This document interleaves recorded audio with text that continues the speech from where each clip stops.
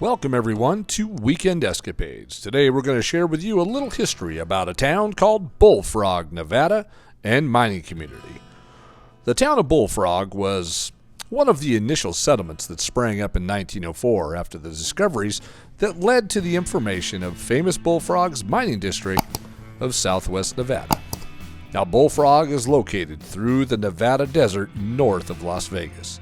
The Bullfrog Rush would ultimately lead to 8 camps with an established post office, which is a remarkable statistic considering many ghost town and mining communities didn't last that long. And you'll see over there on that little hillside, that flat spot, and this right here is where the railroad tracks used to run through Bullfrog and up to Rhyolite Ghost Town. And the reason they're not there anymore in those rails is because in 1942, due to the war efforts, they took much of the metal and iron out of these ghost towns because they needed that material. Now, all that's left in this community of Bullfrog is the flat spot where the tracks were, and these holes and pits with a few cans, well, a lot of cans, and foundations where the nicer dwellings lived in this community. And you can see a lot of it right here on the ground. And we're going to take a look at the jail and the old ice house coming up here right towards the end, so stay tuned. So Bullfrog and Armagosa were the first settlements in a new district, and these camps were less than a half-mile apart. And there was a fierce competition because the one that became the most popular district stood to make a lot of money for its founders.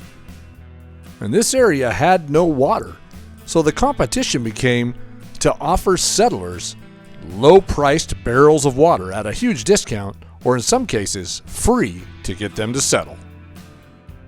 But that water shortage caused problems, and a lot of the settlers moved up to what is now called Rhyolite. But the town still remained Bullfrog, and Armagosa faded into history. Bullfrog, at its second location, seemed to be leading the settlement, as it had all the amenities, with a stage service, a post office, and a telegraph already in place. And it wasn't long before U.S. Senator William Stewart selected Bullfrog as his hometown and opened up a law office.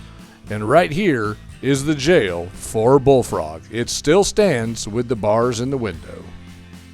Now, at its peak, old Bullfrog in 1905 had 3 hotels, 3 saloons, a general store, and the district's first bank, and all the fundamentals of the established permanent frontier town. But it wasn't long before Rhyolite, however, was destined to be the metropolis for the new district. The city of Rhyolite was booming in 1906, and by May of that year, most of Bullfrog's businesses had moved the mile up the road or so to the new boomtown. Now there's a lot of walls left of the old jail, but also the walls to the ice house that lived here in Bullfrog. But you can see there's just not much left. Bullfrog had its heyday, and it was really something to see back then, I am sure. But Rhyolite was truly a monster in the desert.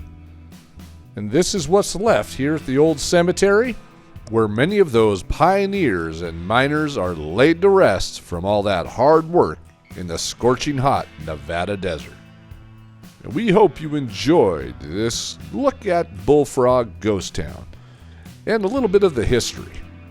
And until our next adventure, goodbye from Weekend Escapades, and we'll see you in the next one.